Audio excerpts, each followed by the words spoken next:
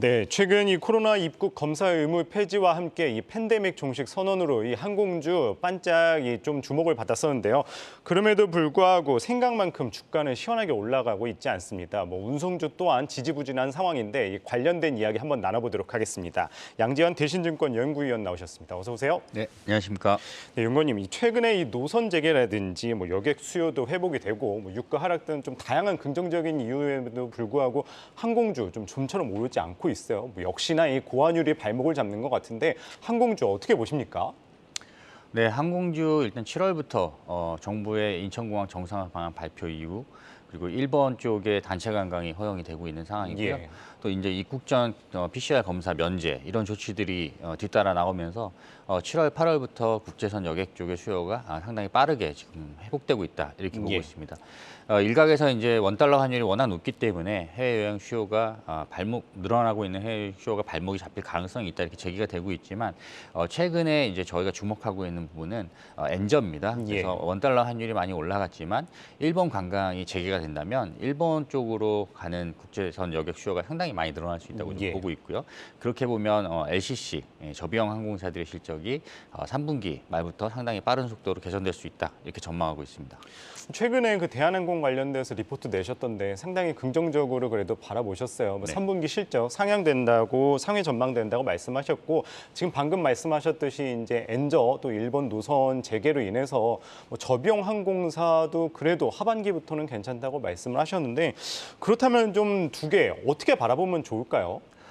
일단 하반기 지금 3분기 실적은 대한항공 상당히 잘 나올 걸로 일단 저희가 전망을 하고 있습니다. 왜냐하면 우려했던 이제 항공 화물 일드의 그 하락이 상당히 더디게 진행되고 있기 때문이라 보시면 될 것 같고요. 반면에 화물 쪽 매출은 견조하게 나오는데 여객이 이제 회복이 되면서 생각보다 이제 대한항공 실적이 잘 나온다 이렇게 보시면 될 것 같습니다. 근데 이제 하반기로 더 갈수록 아무래도 이제 여객기 공급이 더 늘어난다면 화물 쪽에 그 공급이 이제 늘어날 수밖에 없는 벨리카고 스페이스가 늘어날 수밖에 없는 상황이고 이러한 부분 때문에 하반기에는 대한항공보다는 여객 수요 회복에 받쳐서 LCC 저비용 항공사들에 대한 투자를 검토하시는 게 더 유리하다 이렇게 보고 있습니다. 보면은 이제 티웨이나 제주항공 등은 이제 잇따라 유증에도 나서기도 했는데 이 재무 상황은 좀 괜찮다고 보시나요? 예, 일단 제주항공 같은 경우는 3,200억 정도 규모의 증자를 발표한 상황이고요. 예. 진에어 같은 경우는 이제 증자 리스크가 이제 부각되기도 했었지만 올해 하반기에 증자는 안 할 걸로 좀 저희들 보고 있습니다. 그리고 현재 2분기 말 기준으로 캐시 보유 현황을 보더라도 증자 리스크는 없다 이렇게 보시면 될 것 같습니다. 그럼 다음으로는 좀 운송주에 대해서도 여쭤보도록 할게요. 이 현대글로비스에 대해서 긍정적으로 바라보셨는데 현대글로비스 어떤 투자 관점으로 바라보면 좋을까요? 예, 일단 현대글로비스 2분기 상당히 서프라이즈 실적을 냈음에도 불구하고 주가가 상당히 지지부진했습니다. 그 가장 큰 이유가 상반기 워낙 이제 환율이 높아서 실적이 좋았기 때문에 하반기에는 좀 상반기 대비 일단 실적이 좀 줄어들 것으로 일단 예상하는 그런 시각들이 좀 있었습니다. 하지만 잘 아시겠지만 최근에 이제 원달러 환율이 상당히 많이 올라가면서 환율의 수혜를 받을 수 있다 이렇게 좀 보시면 될 것 같고요. 고환율로 인해서 현대글로비스의 국내 물류 사업부를 제외한 해외 그다음에 CKD 부분의 실적이 상당히 잘 나올 수 있다 이렇게 좀 보고 있고요. 두 번째로는 현대글로비스가 지금 하고 있는 사업 분야 중에서 PCC 완성차 해상운송이라는 부문이 있습니다. 근데 완성차 해상운송 시장이 지금 상당히 호황입니다. 2019년 이후로 2020년 코로나 국면에서 노후선들이 좀 폐선이 좀 됐고요. 이로 인해서 상당히 타이트한 지금 수급 상황이 연출되면서 PCC 용선 시장이 올해 1분기 대비해서 올해 8월 달에 이미 용선료가 2배 이상 올랐고요. 2021년 대비해서는 거의 한 4배 이상 오른 상황입니다. 그래서 최근에 현대글로비스가 2.2조 원 규모의 완성차 해상 운송 계약을 또 공시를 했는데요. 그런 부분들이 내년부터 이제 또 반영이 된다면 내년 실적까지도 상당히 긍정적으로 바라볼 수 있다 이렇게 보시면 될 것 같습니다. 지금 말씀하신 게 이제 PCC 운임이 최근에 많이 급등했다고 말씀을 주셨잖아요. 그러면 앞으로도 이 PCC 운임은 계속 좀 오를 거라고 보세요? 일단 뭐 자동차 운반선 같은 경우 발주가 그렇게 많이 나온 상황이 아닙니다. 그래서 예. 2023년까지는 이러한 수급상이 좀 이어질 거라고 좀 보고 있기 때문에 PCC 쪽 완성차 해상운송 용선료나 운임 시장은 다른 이제 컨테이너나 벌크랑 좀 다르게 강세가 유지될 가능성이 높다 이렇게 전망하고 있습니다. 그렇다면 현대글로비스뿐만 아니라 다른 운송주 같은 경우에는 어떻게 보시나요? 일단 저희 뭐 항공, 해운, 육상운송 이렇게 나눠볼 수가 있겠는데 올해 예. 하반기에는 저희가 현대글로비스하고 진에어 가장 좋게 보고 있는 상황이고요.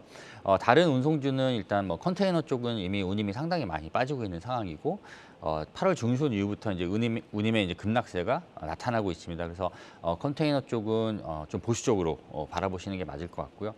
건화물 해운 쪽 같은 경우는 페노션하고 이제 대한해운이 있겠는데 예. 3분기 BDI가 생각보다 상당히 안 좋았습니다. 물론 최근에 이제 많이 반등을 하고 있긴 하지만 어쨌든 평균적으로 3분기 BDI가 한 1,700포인트 정도 수준으로 예상보다 상당히 낮았기 때문에 실적 눈높이를 좀 낮춰야 되지 않을까 이렇게 좀 보고 있습니다. 그래서 페노션이나 대한해운은 실적이 나온 이후에 접근하시는 게 오히려 낫지 않을까 이렇게 보고 있습니다. 네.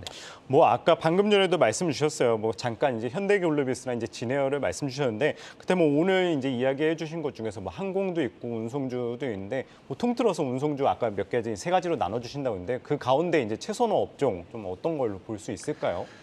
네, 일단 뭐 글로비스가 저희 하반기에 지금 탑픽으로 지금 보고 있는 상황이고요.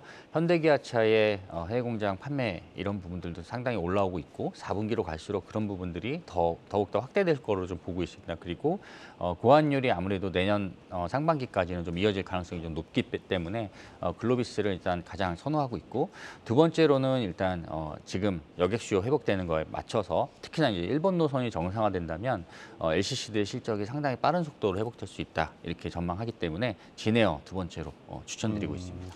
아까 서두에 여쭤봤었을 때 이제 대한항공도 3분기를 그래도 실적이 상회한다고 말씀을 주셨잖아요. 그럼 네네. 대한항공은 좀 그래도 투자를 하려면은 조금 더 기다려봐야 될까요? 어떤 식으로 일단 보시나요? 대한항공 3분기 실적까지는 이제 긍정적이지만 대한항공이 이제 주가의 발목을 잡을 수 있는 요인들이 이제 항공 화물 쪽 일드가 이제 얼마나 빠질지 모르는 상황입니다. 그래서 이미 이제 뭐 컨테이너나 이런 쪽은 운임이 이제 꺾였는데 항공 화물은 아직까지 이제 공급이 특히 이제 중국 쪽의 항공사들이 공급을 많이 늘리지 않으면서 아직 견조한 이제 운임이 유지가 되고 있거든요. 근데 이게 언제 빠질지 또 얼마나 빠질지에 대한 그런 우려가 아직 시장에 좀 있다고 좀 보고 있습니다. 그래서 항공주 한다면 저비용 항공사 쪽이 더 유리하다 이렇게 보고 있습니다. 네.